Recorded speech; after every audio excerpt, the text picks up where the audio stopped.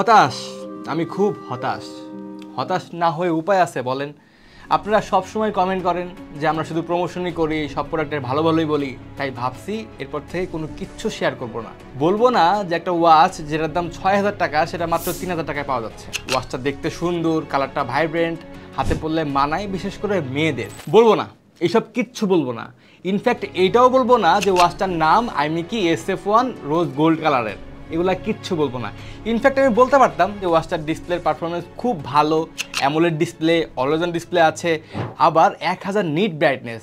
আমি চাইলে বলতে পারতাম কিন্তু যে IP68 ওয়াটারপ্রুফ রেটিং আছে। এখন যে পরিমাণ বৃষ্টিকাদা হচ্ছে বাইরে, ওয়াচটা হাতে পরে থাকলে ওয়াচের কোনো ক্ষতি হবে না। কি দরকার বললে? আপনারা তো বুঝেন না, ভাবেন প্রমোশনই করতেছি। সো এটাও বলবো না।